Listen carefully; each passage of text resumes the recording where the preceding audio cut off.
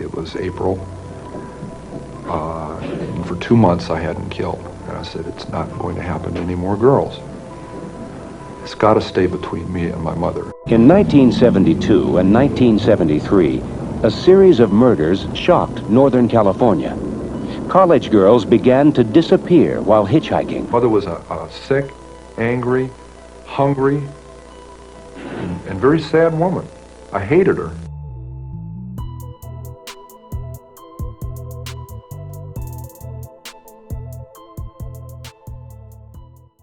Edmund Emil Kemper III was born in Burbank, California on December 18, 1948.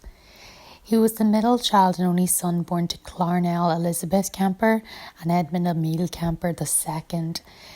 Edmund II was a World War II veteran who after the war tested nuclear weapons in the Pacific Proving Grounds before returning to California where he worked as an electrician. Clarnell often complained that Edmund II's menial electrician job was too menial for her, and he later had said that suicide missions in wartime and the atomic bomb testings were nothing compared to living with Clarnell, and that Clarnell affected him more than 396 days and nights of fighting on the front did. Edmund II weighed 13 pounds as a newborn, and he was already a head taller than his peers by the age of 4. He was highly intelligent but exhibited behaviour such as cruelty to animals. At the age of 10 he buried a pet cat alive. Once it died he dug it up, decapitated it and mounted its head on a spike. Ed later said that he derived pleasure from successfully lying to his family about killing the cat. And at the age of 13 he killed another family cat when he perceived it to be favouring his younger sister, Alan Lee Kemper, over him, and kept pieces of it in his closet until his mother found them. Edmund Kemper as a child had a dark fantasy life. He performed rituals with his younger sister's dolls that culminated in him removing their heads and hands, and on one occasion when his elder sister Susan teased him and asked him why he did not try to kiss his teacher, he replied, "If I kiss her I'd have to kill her first." He also recalled that as a young boy he would sneak out of his house and, armed with his father's bayonet, go to his second grade teacher's house to watch her through the windows. He stated in later interviews that some of his favourite games to play as a child were gas chamber and electric chair, in which he asked his younger sister to tie him up and flip an imaginary switch, and then he would tumble over and writhe on the floor pretending to be dying of gas inhalation or electric shock. He also had a near-death experience as a child, once when his elder sister tried to push him in front of a train, and another when she successfully pushed him into the deep end of a swimming pool where he almost drowned. Kemper had a close relationship with his father and was devastated when his parents separated in 1957, causing him to be raised by Clarnell in Helena, Montana. He had a severely dysfunctional relationship with his mother, a neurotic, domineering alcoholic who would frequently belittle, humiliate and abuse him. Clarnell often made her son sleep in a locked basement because she feared that he would harm his sisters, regularly mocked him for his large size. After all, he was 6 feet 4 inches by the age of 15, and she even called him a real weirdo. She refused to show him any affection out of fear that she said it would turn him gay, and told the young man that he reminded her of his father and that no woman would ever love him. Ed later described his mother as a sick, angry woman, and it had been postulated that she suffered from borderline personality disorder. At the age of 15, Kemper ran away from home in an attempt to reconcile with his father in Van Nuys, California, and once there he learned that his father had remarried and had a stepson. Kemper stayed with his father for a short while the elder Kemper sent him to live with his paternal grandparents, who lived on a ranch in the mountains of North Fork.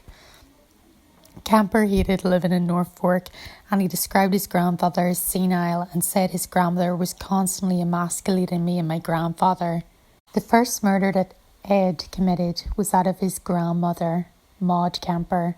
She was sitting at the kitchen table and she had an argument with Ed. Enraged, Ed stormed off and retrieved a rifle that his grandfather had given him for hunting.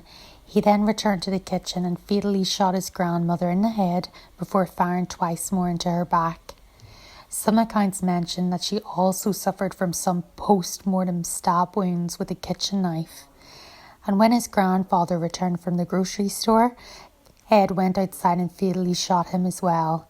He was unsure of what to do next, so he phoned his mother, Clarnell, who told him to contact the police. Kemper phoned the police and was taken into custody. When he was asked why he committed these murders, Kemper said that he just wanted to see what it felt like to kill Grandma, and that he killed his grandfather so he would not have to find out his wife was dead. Psychiatrist Donna Lund, who interviewed Kemper at length during adulthood, wrote that with these murders, in his way, he had avenged the rejection of both his mother and his father. Kemper's crimes were deemed incomprehensible for a 15-year-old to commit, and court psychiatrists diagnosed him as a paranoid schizophrenic before sending him to the criminally insane psychiatric hospital of the Altadero State Hospital in California. Ed was released on his 21st birthday on parole from Altadero. Against the recommendations of psychiatrists, he was released into the care of his mother, who had remarried and taken the new surname Strandberg, and then divorced again. They lived in California, a short drive from where she worked as a secretary at the University of California, Santa Cruz. Ed later demonstrated further to his psychiatrist that he was rehabilitated, and in November 1972, his juvenile records were permanently expunged. The last report from his probation psychiatrist read, "If I were to see this patient without having any history available or getting any history from him, I would think that we're dealing with a very well-adjusted young man who had initiative, intelligence, and who was free of any psychiatric illnesses. It is my opinion that he was made a very excellent response to the years of treatment and rehabilitation, and I would see no psychiatric reason to consider him to be any danger to himself or to any member of society. And since it may allow him more freedom as an adult to develop his potential, I would consider it reasonable to have a permanent expunction of his juvenile records." While staying with his mother, Ed attended a community college in accordance with his parole requirements, and had hoped that he would become a police officer, but he couldn't because of his size. He got the nickname Big Ed and started to hang around a bar called the Jury Room, which was a popular hangout for local law enforcement officers. He worked a series of menial jobs before securing employment with the State of California Highway Department, and during this time his relationship with his mother remained toxic and hostile, with them both having frequent arguments which their neighbours often overheard. Kemper later described the arguments he had with his mother around this time, stating, "My mother and I started right in on horrendous battles, just horrible battles, violent and vicious. I've never been in such a vicious verbal battle with anyone. It would go to fists with a man, but this was my mother, and I couldn't stand the thought of my mother and I doing these things. She insisted on it, and just over stupid things. I remember one roof raiser was over whether I should have my teeth cleaned." When Ed saved enough money, he moved out to live with a friend in Alameda. Here he still complained of being unable to get away from his mother, as she regularly phoned him and paid him surprise visits. He often had financial difficulties, which resulted in him frequently returning to his mother's apartment in Aptos. The same year he began working for the Highway Department, he began dating a 16-year-old high school student to whom he would later become engaged. During this year, he was hit by a car while riding a motorcycle that he had recently purchased. His arm was injured and he received 15 grand in a settlement in a civil suit he filed against the driver. While driving around in the 1969 Ford Galaxy he bought with his settlement money, he noticed a large number of young women hitchhiking and began storing plastic bags, knives, blankets and handcuffs in his car. He began picking up girls, but peacefully letting them go. According to himself, he picked up around 150 hitchhikers before he felt homicidal sexual urges. Between May 1972 and April 1973, Kemper killed 8 women in a murder spree that ended with the deaths of his mother and her best friend. He would pick up female students who were hitchhiking and take them to isolated areas where he would shoot, stab, smother, or strangle them. He would then take their bodies back home where he would decapitate them, perform a ramatio on their severed heads, have sexual intercourse with their corpses, and then dismember them. During this 11-month spree, he killed 5 college students, a high school student, his mother, and her best friend. Kemper has stated in interviews that he would often go hunting for victims after his mother's outbursts towards him, including her refusal to introduce him to women attending the university where she worked. He recalled, "She would say, 'You're just like your father, you don't deserve to get to know them.'" Psychiatrists and Kemper himself have espoused the belief that the young women were surrogates for his ultimate target, his mother, and that the humiliating acts he committed on his mother's corpse support this hypothesis.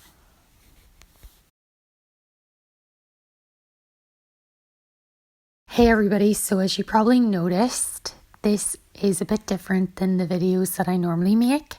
Normally the videos that I make are how to spot a psychopath or a sociopath, and they're laden with music and they're quite short. But I wanted to try something different with this video because I know I've been away for a while. So in this video I really wanted to talk about what I believe makes a psychopath.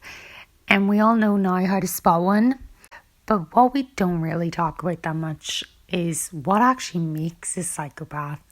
In my opinion, that's one of the most important questions of all, because not only can we find a way to easier diagnose people who have this condition by looking at situations in their past, but we also can find ways hopefully to prevent it if it is preventable. So a lot of people do say, though, you can't prevent a psychopath because they're born that way. And I understand where people are coming from, but I don't believe that all psychopaths go on to be violent offenders. I believe that that is actually a combination of things. So taking a look at Ed Kemper here, Ed Kemper talks a lot about his past, his childhood, his relationship with his mother, mostly, and actually prominent female figures in his life, because his grandmother too, who was his first murder victim. But I have to admit that alone can't be enough to just spot if someone's a psychopath, because a lot of people have to deal with, authority figures that they don't like, but they don't take a gun and shoot them at 16 years old. So obviously there was something else going on with Ed that was different than just what was going on in his home life. So was Ed Kemper a victim of his circumstances? Was it that his mother was just so incredibly abusive that he ended up taking out all his anger on the female population and unfortunately murdered a couple of them? Well, I'm not entirely sure. I'll give the sides for this argument, and the sides for this argument are pretty obvious. His mother was a pretty terrible person to live with. Everybody says that, even his father said that she was worse than being at an actual war, once he served in the military. So that speaks a lot about what it was like to live with this woman. But was that enough to turn her son into a complete and utter psychopath? I am aware that, constant abuse and trauma can turn people insane. And normally people who are, very violent or acting out are traumatized people. So that does definitely lend itself to the belief that Ed Kemper could have been made the way that he is through abuse, ongoing abuse. Another part that does actually agree with the fact that he could have been made this way is that as soon as he killed his mother, all the other murders stopped. Even a psychiatrist said, as I said earlier, that there was some kind of, all the victims that he suck out and hurt were surrogates for the pain that he felt from his mother. So that does make you believe if he stops murdering people after he kills his mother, that says a lot. But what are the sides against the fact that it couldn't have just been his mother? Well, an obvious one, I have to admit, is that not everybody who deals with abusive family members or abuse in general goes on to become a perpetrator. A lot of people actually deal with their problems or become extremely empathetic because they know what it's like to feel pain. So he can't really say just because his mother taught him, pain and treated him terribly, that he wanted to go out and inflict that on numerous other people. Another thing that we have to, be made aware of and admit to ourselves is that even though we look at Ed Kemper and he's given these interviews and we want to believe him about the stuff he went through, how do we know it's 100% true? It's 100% as bad as he makes it out to be. I know, okay, I have no right to, say what is true and what's not. I wasn't there. But I do notice a pattern in Ed Kemper's past is that he's been very good at tricking people into believing what he wants them to believe. Case in point, once he was in that psychiatric jail hospital part, where he was being evaluated by doctors, they let him go and said he will never reoffend, and that if they didn't read his past, they would think he was just a great young man. And even how, involved he was with criminal psychology later on, after everything that happened. This is an incredibly intelligent person and also someone who doesn't have the best intentions for those around him. So what does that hint to me? A strong possibility of manipulation. Is Ed actually a victim of the stuff that he went through? Or is it all just some psychopathic game? He wants someone to blame. And we see this so much with serial killers. Once they're in prison, they always have a reason why they did this. It wasn't them that did this. There was always something in them that made them, made it, not their fault that they went down this road. For example, Ted Bundy. I think I remember his excuse was pornography made him kill like 50 people, which is absolutely insane because, there's no excuse to kill anybody. And that's definitely not one of them. Not everybody who engages in that goes on to murder 50 people. We just know that for sure. And then there was another person. Who was it? It was... I forget who it was. I think it was John Wayne Gacy. Or someone said that he was molested. No, maybe I'm wrong. Don't take that. I have to look into that. But I do know that Ted Bundy blamed it on, what he blamed it on. And this could be with Ed here. Like, is he trying to ramp up the sympathy? Is he trying to, manipulate people into not hating him, being easy on him, seeing him as a victim, while in reality he was a perpetrator, which is like extremely psychopathic. Like, that's one of the psychopath's oldest tricks. They're never wrong. That sort of lends me to think that he always had this streak in him, along with the weird behaviours that he engaged in once he was younger, like killing cats and hiding them from his parents, chopping off the heads of his sister's dolls, then later chopping off the heads of actual real women. This is something that has always been in him, it seems like. So it shows you that maybe, it wasn't just his circumstances that made him be this way. And we also see with Jeffrey Dahmer, he was fascinated with bones and killing animals and stuff, which leads us to believe that there's something inherent in these people. There's some sort of urge that is not caused by outward, circumstances, that there's actually something else. So what is my personal conclusion from the story of Ed Kemper? What makes a psychopath? Well, I'm no expert. I can't say for sure. But I do believe that it isn't just one thing alone that made him this way. I can't say that what happened to him made him this way. It's a possibility, but something tells me that there was something else inside him, from birth that was different.